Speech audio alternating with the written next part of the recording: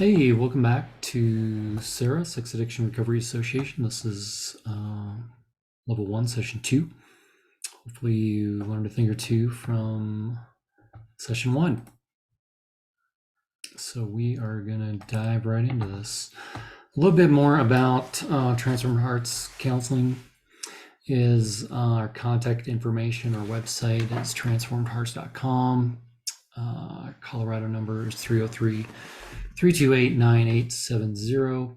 And if you are international, you can email us at support@transformedhearts.com. If you don't want to call, we have website loaded with blogs, videos, books, and you may be watching this on our YouTube channel at Transformed Hearts Center.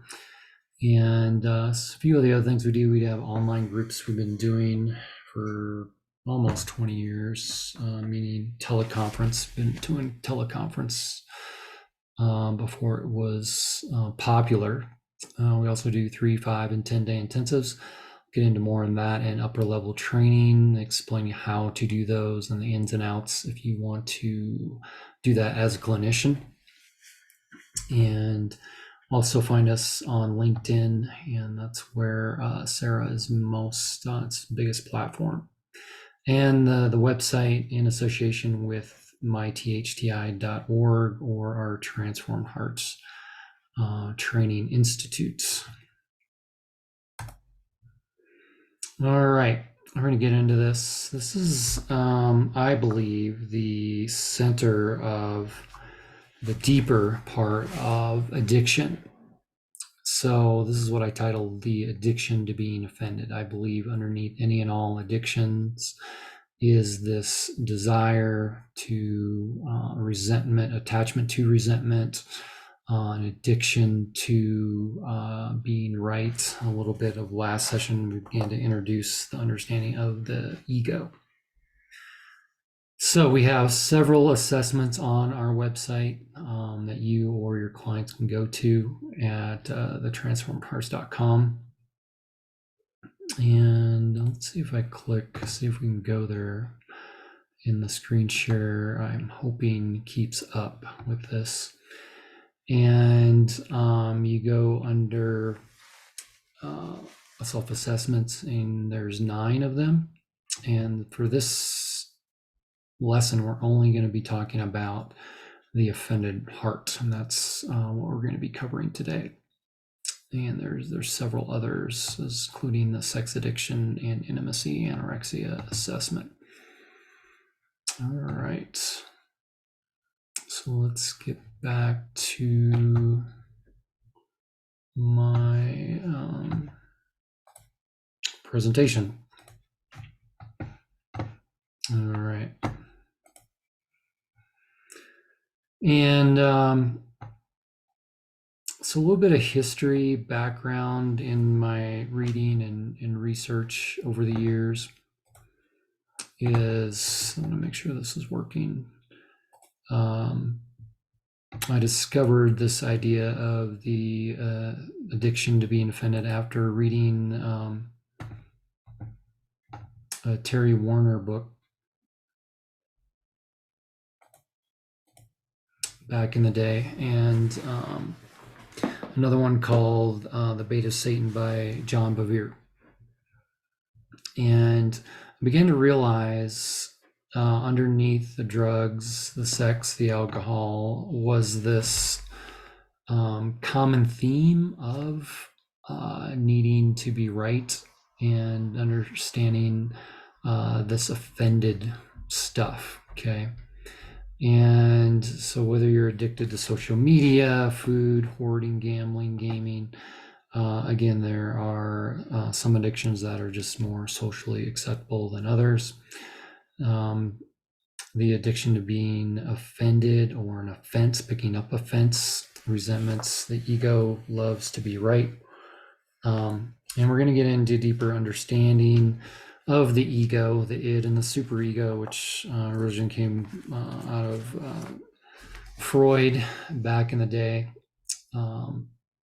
used in over talked about, but maybe misunderstood. I like to think of the ego as the adult part of the person trying to be the adult. The id is the inner little child, and the super ego, or the sapora, the above the ego, is also, we call it the critical parent. And I call it this unholy trinity. So at the top, you got the super ego lording over the inner child, and the ego, the adult part of you that's trying to grow up.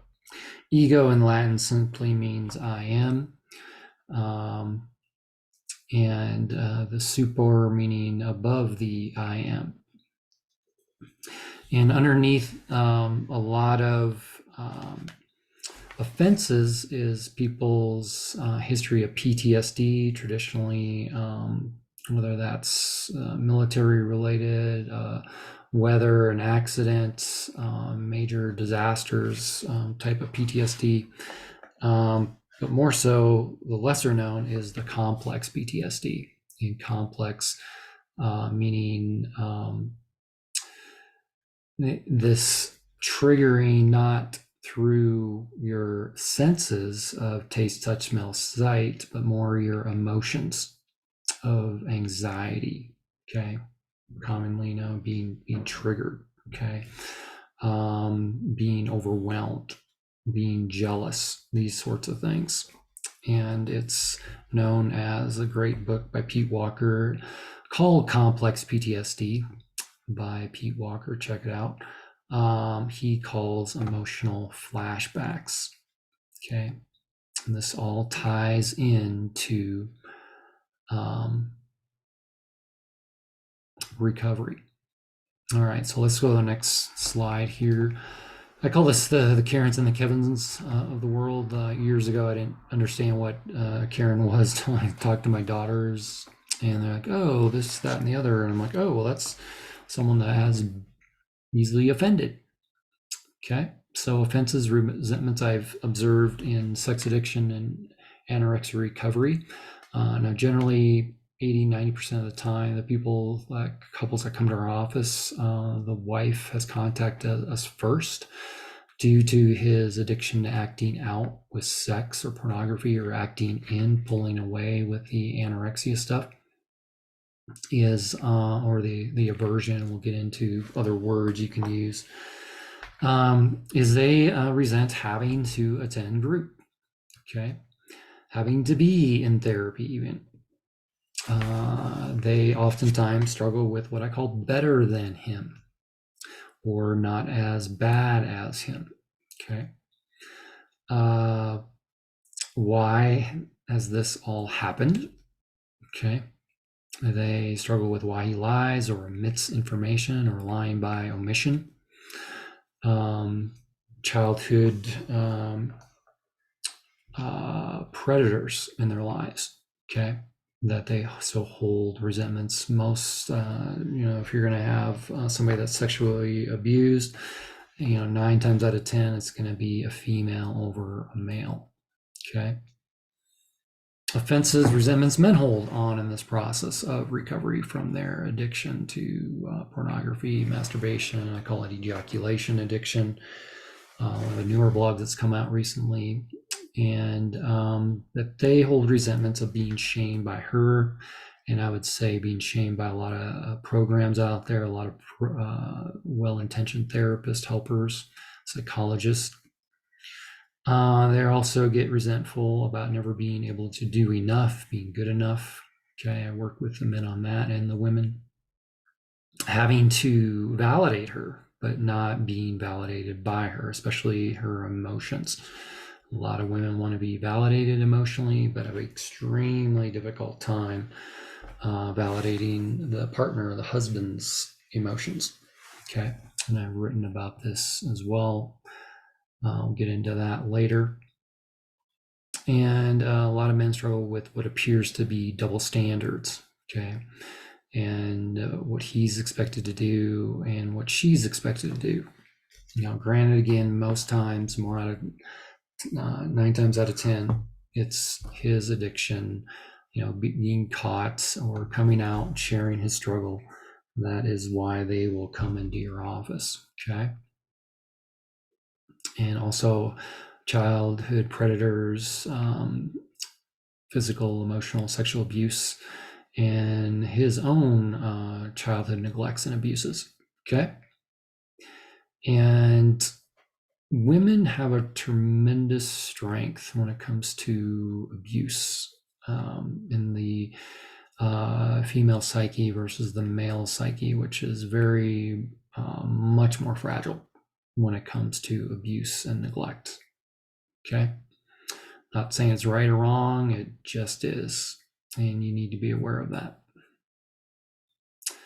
All right, next slide. Let's see. So this is the offended heart assessment on our website. So this is what it looks like. So we're going to read through this and talk through this a little bit today. So generally, all the assessments on our website start out with more often than not.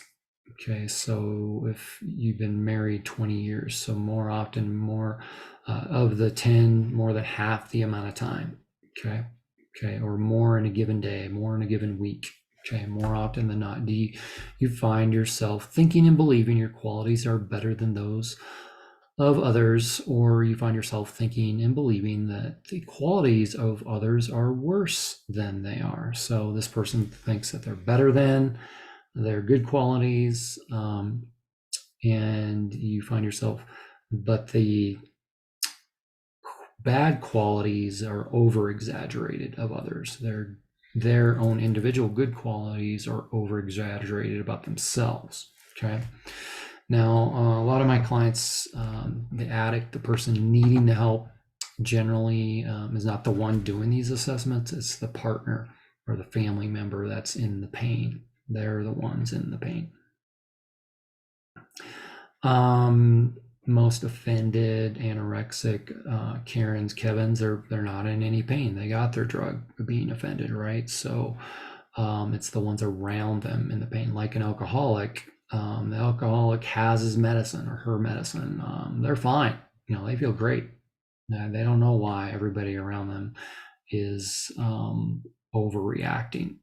Okay, because they don't have anything to numb up their pain like the alcoholic does. Same with this. Okay. Number 2, do you find yourself in judge, jury, or executioner thinking? You're role playing, fantasizing, and simmering your thoughts about getting even with those you believe have hurt, disrespected, or offended you, winning the case, I would say, in your head every time. Okay. It's very, very common. Number 3, are you quick to accuse, blame, or criticize others for your problems in your thoughts and actions? So you're blaming them in your thoughts, in your mind, accusing, blaming, criticizing, and then in your words and behaviors. Okay, again, your client might be doing this assessment for their partner or their loved one more often than not. Okay. Do you find yourself unable to sleep, or once awaken at night are unable to fall back to sleep due to racing thoughts or the events of the day and those you believe have, quote, done you wrong? Okay. Number 5, are you easily angered or become defensive when asked to change or are confronted about your behaviors? Okay. They expect everybody else to change, but they themselves are not willing to change. All right, number 6. Next part, do you believe if only others would change, your relationships with them would be better? Okay.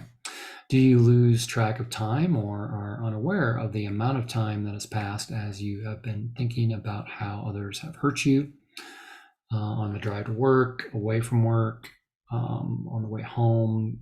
You're what I call, you have a heart at war, warring in your head. 8, do you believe there is any way to, you do not believe there's any way to make lemonade out of the lemons life has given you? Okay, very much victim mentality. We'll get into more on this in session 3. Do you usually assume something negative where there's no evidence to support it? For example, you stay in your head, not sharing your thoughts with others, thinking you know the true intentions of others, which are usually to harm you or take advantage of you. Okay. Do you allow your emotions to dictate how you act? That's a big one. and get into understanding emotional addiction. Do others see you as arrogant, unteachable, or entitled based on behaviors that you have seen, they have seen from you, but you might disagree? Okay, and that's insinuating access to borderline narcissistic type stuff. Okay. All right. So these 11 on the website. So you would need the person taking this would need to score 5 or more to be considered having a problem with being offended or resentful.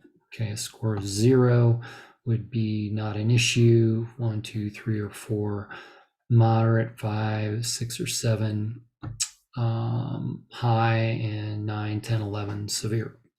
Okay. And so when you or your client takes these, they'll get an email sent to them with some recommendations and some links for help. All right, there's this old Chinese story. So let's talk about this. The story about the farmer and his son. And there's actually a good video on this on YouTube. You can check it out, but I'm just going to tell you the story. An influencer by the name of Prince E, spelled EA. He's got amazing stuff. Check it out. But this is a story about the farmer and his son. So one day there's a farmer and his son are attending to the horses. Okay. And this horse gets away from the son as they're trying to work with a horse. And the fellow neighbors hear the bad news later in the day that this farmer, who's kind of his livelihood is his horse, is run away. Can't find it. It's gone. And the people come around and say, oh, this is awful. This is so bad that this has happened to you. And the old farmer just simply responds with, well, maybe. Next day, the horse comes back with several other horses. Okay, they put in the corral. And later in the day, the neighbors hear the news and they come and congratulate the farmer and say, wow, this is so good that you have many horses now to help you around the farm. The wise old farmer responds with simply, well, maybe. Very next day, the son is out trying to train one of the new horses and he gets bucked off, and there's this accident and the son breaks his leg. Later in the day, the neighbors hear the news. They come by the farmer and they say, oh, this is so awful. Those stupid new horses, they broke your son's leg. And the wise old farmer responds with, well, maybe. Okay, the very next day, the military from the country comes by as the country is going to war to collect all able-bodied men to go to war. They say, hey, we need your son to serve in the military. Get him out here. And the son comes hobbling on crutches and a broken leg. And the officer, lieutenant, realizes this man's not fit for war and moves on to the next village. The neighbors here come by the next day. Oh, wow, that's so good. Your son doesn't have to go to war. Our son's got drafted. And the farmer responds again, finally, with, well, maybe. So this is a really great story, as it teaches clients that they feel like whatever's happening in their life and why they're in their office due to pain they're in, addiction that's just been discovered, that this is all bad. And in the long game, suffering is the only way for growth, especially spiritual, emotional, relational growth. Okay. And once clients begin to understand this little story can be referred back to many, many times. If they come in your office having a bad day or a good day, again, parentheses, because those are relative terms. And in the moment, they feel good or bad. But in the long term, it's the lessons God, the universe, source is trying to teach them. Okay. Through the suffering is where they're going to learn life's greatest lessons. So that's the story of the farmer. All right. And I believe that's the last slide. So that's the end of session 2. We will see you in the next session.